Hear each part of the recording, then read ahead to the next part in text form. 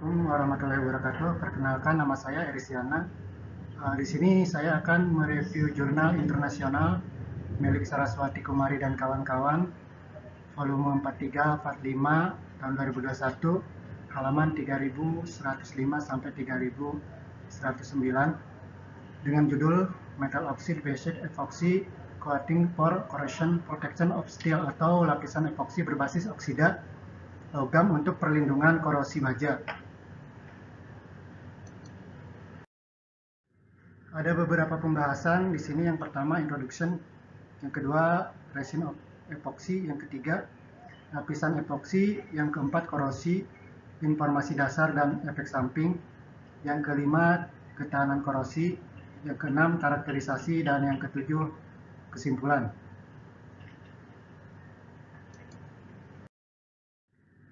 Baik, yang pertama, introduction.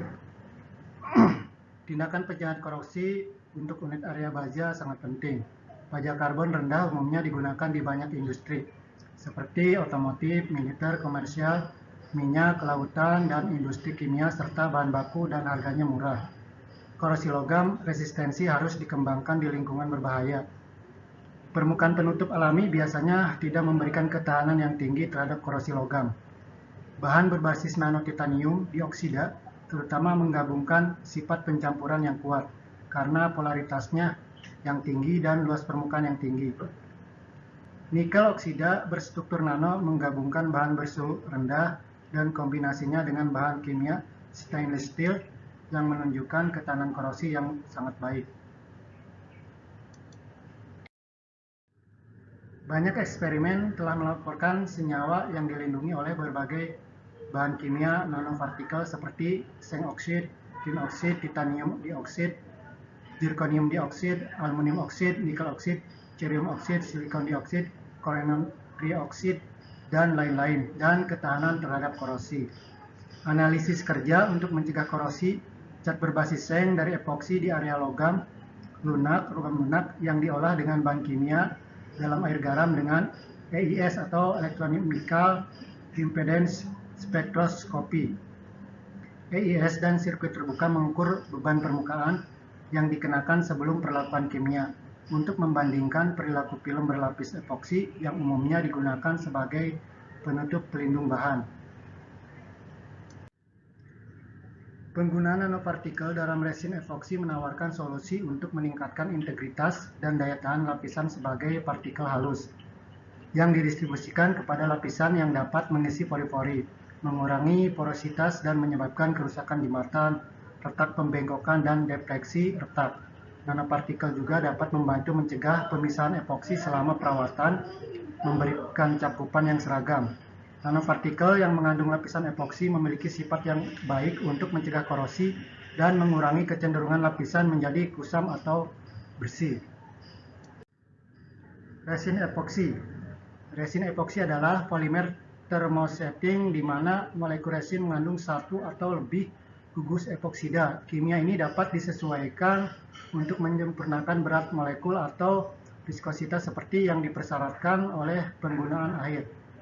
Perkembangan saat ini, resin epoksi telah berkembang pesat sejak ditemukannya dan banyak digunakan dalam kehidupan modern. Resin epoksi secara luas sering digunakan sebagai material pelapis baja, mudah diproses, ketahanan kimia yang baik, isolator listrik yang baik, dan mempunyai daya tarik-menarik yang kuat antara berbagai macam material. Karena sifatnya yang fleksibel, epoksi secara bertahap berubah menjadi bahan standar. Seperti misalnya bahan yang mengandung resin epoksi sekarang banyak digunakan di hampir semua perahu air dan banyak peralatan olahraga. Bahan berbasis epoksi sekarang digunakan sebagai pengganti kayu. Lapisan epoksi. Lapisan epoksi adalah perisai pelindung yang digunakan untuk mencegah logam dari efek eksternal. Pelapis epoksi memberikan perlindungan tinggi terhadap korosi, cairan korosif, turbulensi, dan suhu maksimum. Lapisan epoksi bertahan lebih lama dan tahan terhadap banyak zat korosif. Pelapis epoksi biasanya mengurangi korosi logam di bawah elektrolit dengan dua cara. Pertama, mengurangi efek berbahaya dengan membentuk lapisan penghalang. Yang kedua, dapat bertindak sebagai kolam korosi inhibitor untuk membantu lingkungan logam menahan serangan dengan spesies agresif seperti anion klorida. Korosi, informasi dasar dan efek samping. Karat menyebabkan kerugian dan ancaman kerugian ekonomi yang signifikan. Masalah keselamatan terutama untuk industri, penerbangan, dan bahan bakar. Ini menyebabkan masalah serius selama proses industri. Dalam proses pemurnian metalurgi, biji logam diperlakukan dengan 15-28% larutan asam gabungan untuk menghilangkan kotoran berlebih seperti oksida logam, karbonat, hidroksida, dan sulfida. Meskipun ini adalah proses pembersihan yang efektif, sifat asamnya menyebabkan kerugian yang signifikan karena korosi logam. Karat menyebabkan kerugian langsung yang mencakup konversi komponen baja tahan karat di selain perbaikan, penyimpanan dan perbaikan, mengubah logam menjadi paduan dan sebaliknya. Kerugian tidak langsung termasuk kebocoran dari pipa gas yang rusak atau bahan bakar cair yang harus diangkut dari satu tempat ke tempat lain. Secara signifikan mengurangi efisiensi pabrik dan usia peralatan yang juga menyebabkan efek samping yang fatal. Ketahanan korosi. Ketahanan korosi yang tinggi dari lapisan epoksi sebagian besar disebabkan oleh konektor penghubung dan material penghalangnya. Sherifi dan kawan-kawan telah menunjukkan bagaimana penambahan konsentrat struktur nano dapat menciptakan jalur aliran yang lebih efisien dibandingkan dengan lapisan epoksi halus. Pendekatan jangka panjang seperti itu memberi kita hasil yang diinginkan dengan memperlambat proses korosi dan dengan demikian meningkatkan tahan korosi. Karena pelapis epoksi memiliki ketahanan kimia yang baik dan juga daya rekat peredam kejut listrik yang kuat ke substrat. Banyak peneliti telah menggunakan prosedur Electrochemical Impedance Spectroscopy atau EIS untuk menunjukkan ketahanan karat atau korosi. EIS adalah metode elektrokimia yang menggunakan 3 elektroda, yaitu elektroda kerja, elektroda referensi, dan elektroda banding.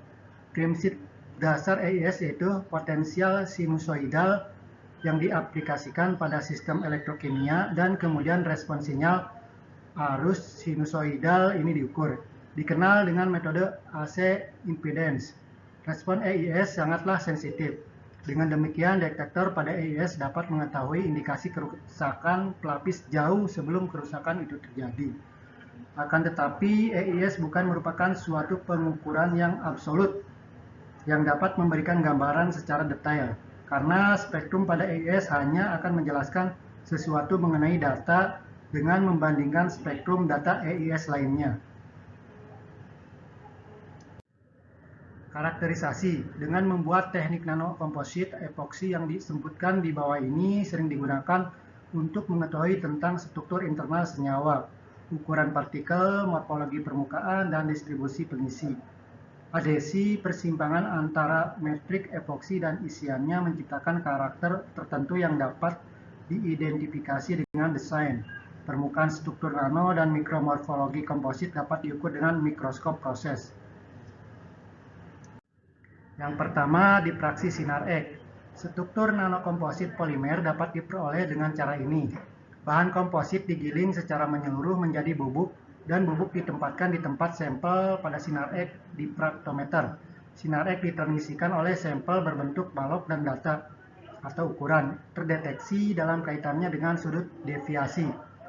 Dari pola XRD yang direkam nilai 2 theta dari akuisisi yang sesuai point diperoleh dan nilai D spacing dihitung dengan menggunakan persamaan Bragg. 2D sin theta sama dengan N lambda, di mana lambda adalah paparan radiasi.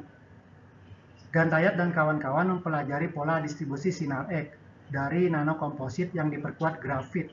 Kehadiran epoksi dan grafit mountains memastikan pembentukan nanokomposit epoksi atau grafit disebabkan oleh distribusi yang seragam dari penggabungan flatellate nanografit ke dalam metrik epoksi.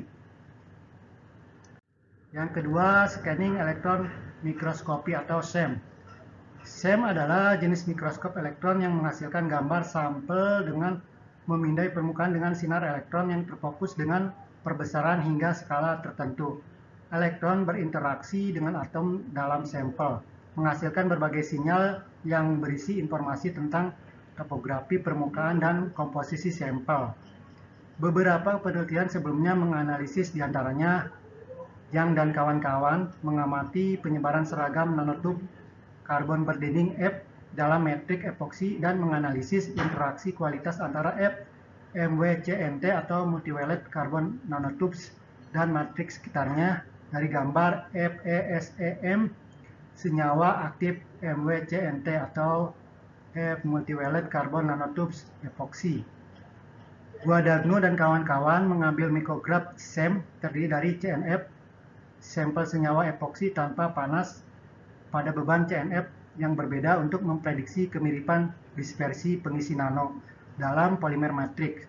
Mikrograf menampilkan tingkat pemuatan 0,64% berdasarkan berat memberikan kemiripan yang lebih baik daripada sampel lainnya. Prediksi analog juga diperoleh oleh Vervin dan kawan-kawan. Komposisi epoksi SC15 senyawa CNF dalam 1-4 W% CNF. Yang ketiga, Fourier infrared spektroskopi. Fourier infrared spektroskopi disebut dengan spektroskopi inframerah transformasi Fourier atau FTIR adalah alat untuk mengidentifikasi senyawa, mendeteksi gugus fungsi, dan menganalisis campuran dan sampel yang dianalisis. Untuk tujuan eksperimental, kisaran 400 sampai 4000 cm/1 frekuensi sering digunakan dengan sukses di banyak bahan kimia organik dan anorganik. Rentang FTIR dari FMWCNT atau multivalent carbon nanotubes dengan metode getaran dari 3469 dan 1572 cm/1 OH yang ditargetkan untuk meregangkan karbonil masing-masing yang tidak tersedia di MWCNT tidak aktif. Spektrum FTIR epoksi murni memberikan pita berkarakter min O sampai H sederhana pada 3200 sampai 3600 cm/-1 menunjukkan adanya gugus aktif sederhana seperti kutub min O sampai H pada permukaan epoksi murni. Juga spektrum FTIR dari nanotub karbon epoksi F multivalent nanokomposit menentukan keberadaan gugus hidroksil yang terikat hidrogen dalam interaksi nanotub aktif dengan epoksi matriks. Transmission electron microscopy atau TEM. TEM merupakan teknik mikroskopis di mana sejumlah elektron ditransmisikan melalui spesimen tipis dan berinteraksi dengan spesimen yang melewati. Gambar terbentuk dari interaksi elektron yang ditransmisikan melalui spesimen. Gambar diperbesar dan difokuskan ke perangkat visual, seperti layar fluoresen atau yang akan dideteksi oleh sensor seperti kamera. Gambar TEM memberikan detail pada distribusi pengisi dalam matrik epoksi. Prinsip kerja dari TEM secara singkat adalah sinar elektron mengiluminasi spesimen dan menghasilkan sebuah gambar di atas layar fosfor. Gambar dilihat sebagai sebuah proyeksi dari spesimen. Yang kelima, Raman spektroskopi. Spektroskopi Raman bekerja berdasarkan prinsip hamburan Raman. Ketika radiasi monokromatik mengenai sampel, radiasi yang dipantulkan diserap atau dihamburkan. Foton cahaya yang dihamburkan memiliki frekuensi yang berbeda dengan foton datang karena adanya perubahan sifat vibrasi dan rotasi molekul yang mengakibatkan perubahan panjang gelombang datang dan cahaya yang dihamburkan. Spektroskopi Raman mencakup interaksi cahaya dan ikatan kimia di dalam molekul. Ketika seberkas cahaya berintensitas tinggi jatuh pada molekul, maka ia akan tersebar ke arah yang berbeda. Sebagian besar cahaya yang dihamburkan memiliki panjang gelombang yang sama dengan cahaya yang datang. Ini disebut hamburan Rayleigh. Sejumlah cahaya dihamburkan pada panjang gelombang yang berbeda, ini disebut hamburan Raman. Tes semprot garam. Pengujian tes semprot garam dilakukan untuk menentukan efektivitas lapisan pelindung dan lapisan pada bahan, serta efek dari endapan garam pada aspek fisik dan listrik dari suatu produk. Pengujian semprotan garam adalah salah satu pengujian karat yang sering digunakan. Kabut garam di suasana laut terdiri dari tetesan yang tersebar dan klorida. Ion klorida memiliki penetrasi dan kekuatan yang sangat kuat.